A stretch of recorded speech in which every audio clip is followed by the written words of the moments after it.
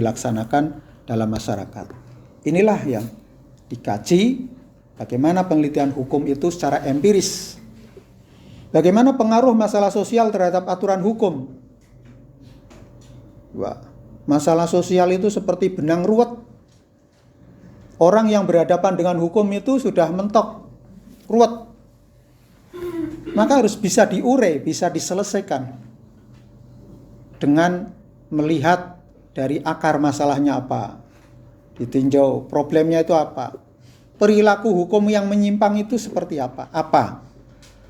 Kalau ada penyimpangan hukum tadi jelas ya, lembaga ekonomi syariah kok mengalami kebrangkrutan, terjadi wan prestasi, berarti ada pelaksanaan nilai-nilai syariah yang tidak dilaksanakan oleh pengelolanya maupun nasabahnya.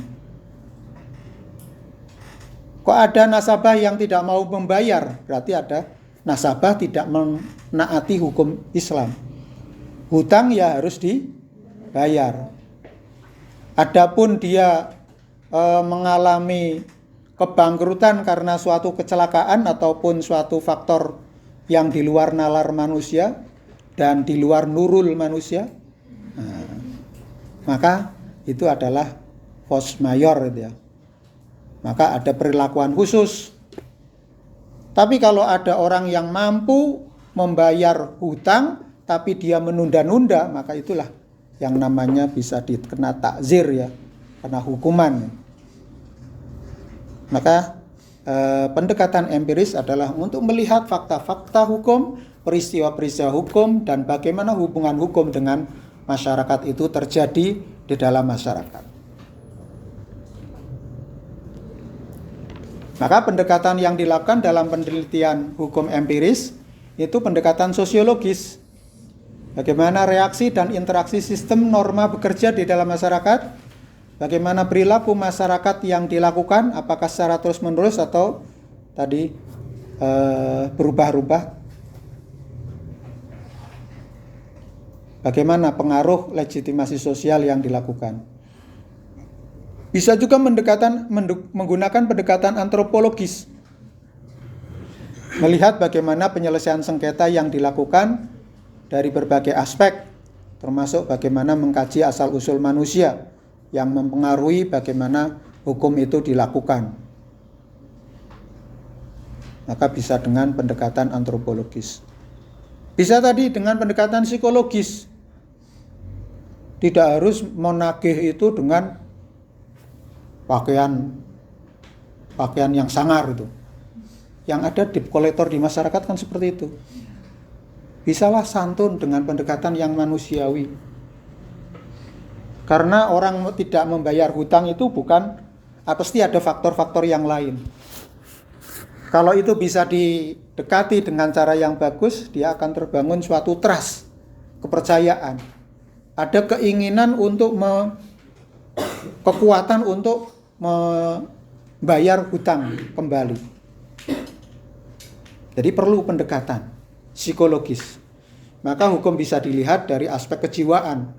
Mengapa orang mentaati hukum? Mengapa orang itu mengingkari hukum? Ada nggak faktor-faktor kejiwaan yang berpengaruh?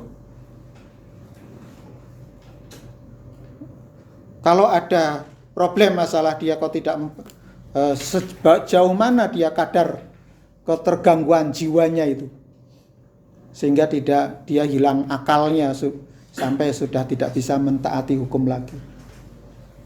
Nah, ini tentu bisa menggunakan pendekatan sosiolegal atau dengan multidisipliner atau bahkan transdisipliner dengan menggunakan berbagai ilmu untuk mengkaji bagaimana hukum secara empiris di dalam masyarakat. Kita masuk kepada yuridis normatif ya. Siapa yang ingin membaca ini, siapa? Silakan. Silakan Mbak. Yang keras ya. Yuridis normatif. Pendekatan yuridis normatif yaitu pendekatan dalam arti menelaah kaidah-kaidah atau norma-norma dan aturan-aturan yang berhubungan dengan tindak pidana kesusilaan dengan cara studi kepustakaan library research. yaitu dengan membaca, mengutip, menyalin, dan menelaah terhadap teori-teori yang berkaitan erat dengan permasalahan studi lapangan. Oke, jadi pendekatan yuridis normatif. Normatif berarti adalah norma-norma, kaidah-kaidah, atau aturan-aturan.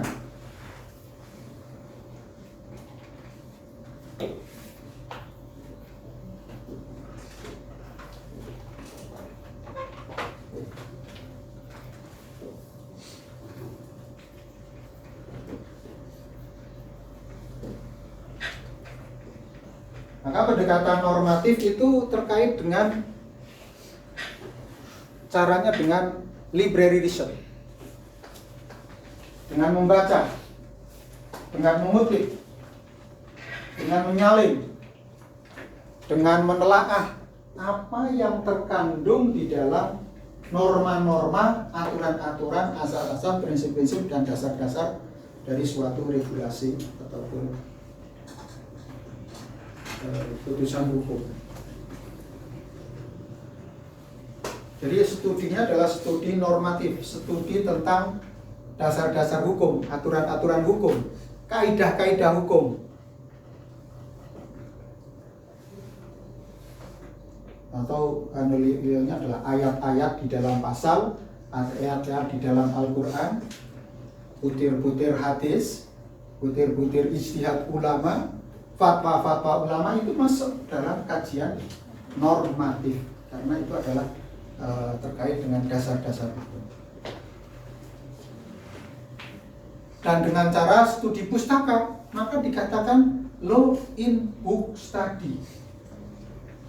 Jadi aturan hukum yang dipelajari, apa yang ada di dalam kitab-kitab, apa yang ada di buku-buku, apa yang ada di undang-undang, apa yang ada di fatwa-fatwa, itulah yang dipelajari, itulah yang dikaji dalam yuridis normatif.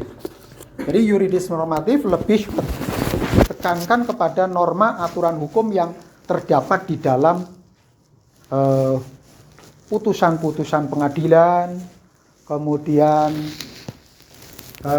tentang fatwa-fatwa majelis ulama. Kalau Anda itu pegangannya adalah fatwa Dewan Syariah Nasional MUI, itu harus Anda kuasai. Dari fatwa-fatwa itulah ruh dari hukum ekonomi syariah. Nah, itu isinya adalah norma, aturan, asas, prinsip, dasar, pasal-pasal yang mengatur tentang berbagai kontrak-kontrak muamalah. Maka ini disebut law in book study. Disebut juga paper rule study karena mengkaji tentang berbagai macam sumber-sumber dari aturan-aturan yang ada di dalam pasal-pasal peraturan perundang-undangan, regulasi yang ada. Apa sih kaidah-kaidahnya, apa sih norma-normanya, sampai aturan-aturan yang teknis mencakup tentang berbagai persoalan yang terkait, ya bisa tindak pidana kesusilaan, itu kalau untuk mahasiswa pidana, kalau tindak atau persoalan-persoalan tentang hukum keluarga bagi mahasiswa hukum keluarga Islam, persoalan-persoalan yang terkait dengan transaksi atau akad-akad muamalah, itu yang menjadi concern dari prodi hukum ekonomi syariah. Jadi bisa saja mempelajari tentang fatwa-fatwa, putusan-putusan pengadilan tentang hasil atau tentang sengketa ekonomi syariah. Law in abstracto, sehingga menjadi hukum yang abstrak. Kalau tadi empiris adalah in action atau konkret, tapi ini adalah hukum yang abstrak. Karena berupa regulasi aturan yang ideal ya, yang tercantum di dalam undang-undang, tercantum di dalam aturan-aturan dari hierarki peraturan perundangan ya, dari undang-undang dasar sampai pada aturan yang teknis. Kalau tentang pendidikan ya pasal-pasal tentang pendidikan di Undang-Undang Dasar, kemudian peraturan pemerintah, putusan presiden, aturan menteri, keputusan menteri, sampai pada mungkin kalau rektor atau sampai kaprodi dan lain-lain. Ini semuanya adalah normatif, law in abstracto. Maka disebut studi ini adalah dengan studi doktrinal, karena terkait doktrin-doktrin. Apa yang terdalam dalam doktrin normatifnya, doktrin aturannya, asas-asasnya, prinsip-prinsipnya, serta dasar-dasarnya itu adalah merupakan bentuk doktrin yang mau tidak mau harus diimplementasikan, harus dilaksanakan secara normatif itu.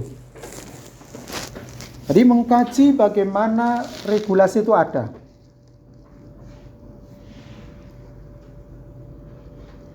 Maka objek kajian dalam penelitian normatif ini adalah norma dasar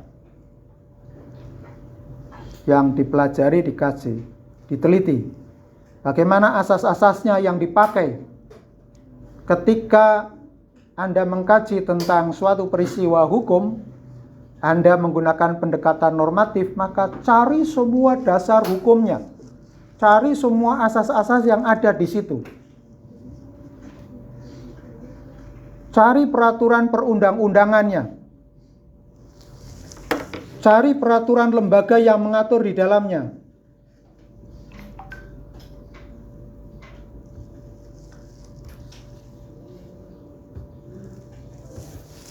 Cari doktrin atau ajaran hukum yang digunakan atau kaidah-kaidahnya.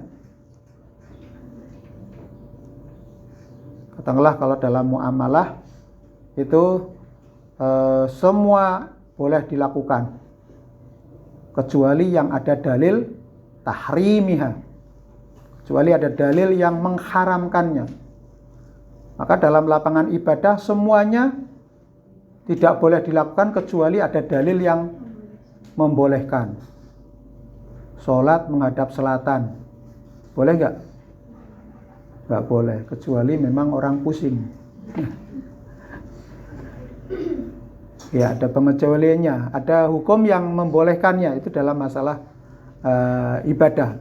Tapi dalam muamalah, selama tidak ada larangannya, boleh dilakukan.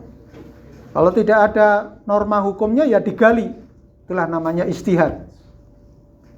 Menciptakan, merumuskan, mengeluarkan hukum dengan sungguh-sungguh dari dalil-dalil yang sudah ada. Maka itu bisa menggunakan dalil kemanfaatan, istilah maslahah.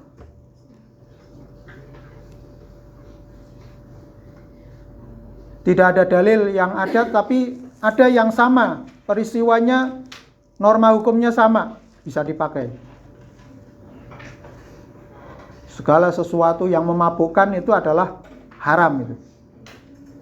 Nah, ini ada makanan atau minuman yang menyebabkan seorang mabuk. Nah, itu menjadi haram. Bisa juga mengkaji doktrin atau ajaran hukum. Dokumen perjanjian, kontrak. Nah, Anda yang mau jadi notaris, studi tentang dokumen-dokumen perjanjian kontrak. Kumpulkan kontrak-kontrak yang akan Anda teliti, yang relevan. Lalu lakukan analisis.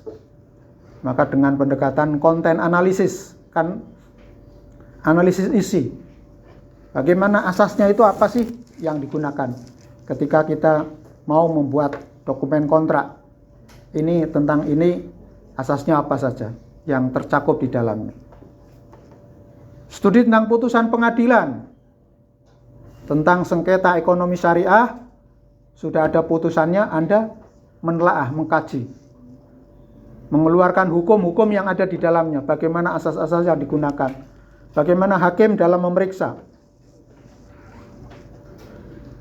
Pelajari, maka secara normatif tadi, dengan pendekatan ataupun dengan cara yang dilakukan.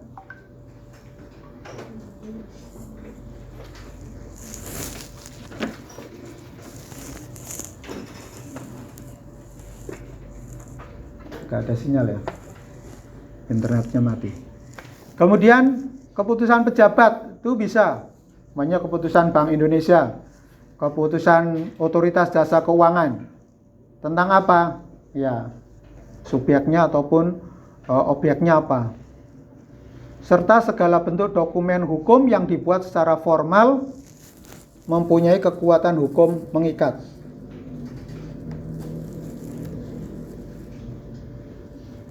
Ya, tambahkan lagi studi tentang fatwa ulama, majelis ulama,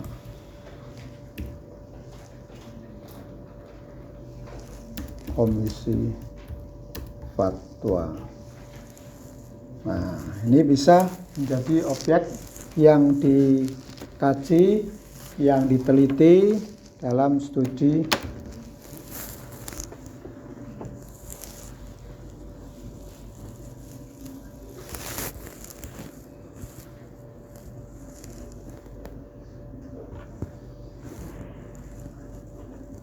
studi tentang fatwa-fatwa ulama, majelis ulama, komisi fatwa, dan bisa tentang Dewan Syariah Nasional ya.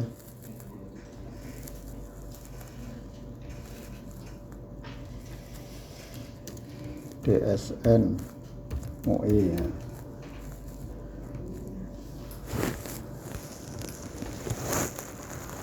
Oke, maka kalau kita bandingkan tadi sudah disampaikan ya,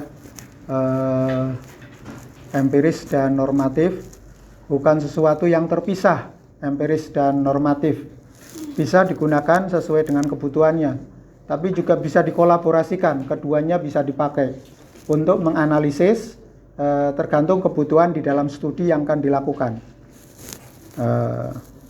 Jadi ini bisa bukan yang paling utama yang mana, yang paling dipakai itu yang mana. Ya, sesuai dengan jenis data yang ingin kita kaji. Jadi bisa Anda menggunakan kedua-duanya, bisa memilih salah satu.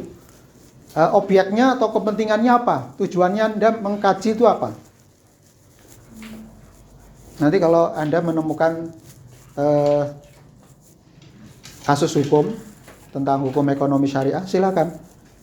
Anda akan menentukan bagaimana, apakah ini bisa dikaji secara empiris, apakah ini bisa dikaji secara yuridis normatif, atau bisa dikolaborasikan dua-duanya.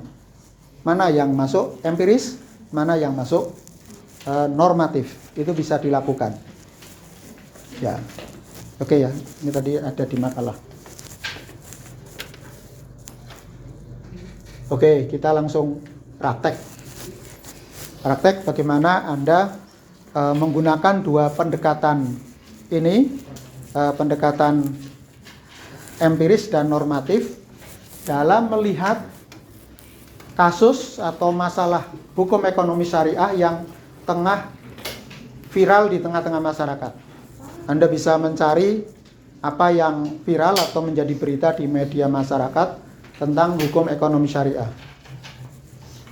Setelah Anda ketemu, Anda cari apa saja terkait dengan normatifnya, secara normatif, apa kaidah-kaidah hukumnya, norma-norma hukumnya, aturan-aturan hukum yang terkait dengan kasus yang sedang viral. Bisa dilihat aturan, normanya, aturannya, asas-asas, prinsip-prinsip, dan dasar-dasar yang digunakan. Kemudian yang berikutnya adalah dengan pendekatan empiris, secara sosiologis, bagaimana kasus hukum yang sedang viral ini Anda lihat. Kemudian yang terakhir, bagaimana pendapat Anda atau legal opinion dari kelompok Anda tentang masalah ini. Baik itu Anda menyikapinya bahwa menjadi pembelajaran bagi kita, kemudian Anda memberikan saran, mungkin pelaku ekonomi bagaimana, bagaimana penegak hukum bagaimana. Yang jelas ada opini, langkah-langkah yang harus dilakukan untuk menciptakan bagaimana hukum yang baik di tengah-tengah masyarakat. Oke, saya persilahkan berhitung. Ini masih berapa orang ini?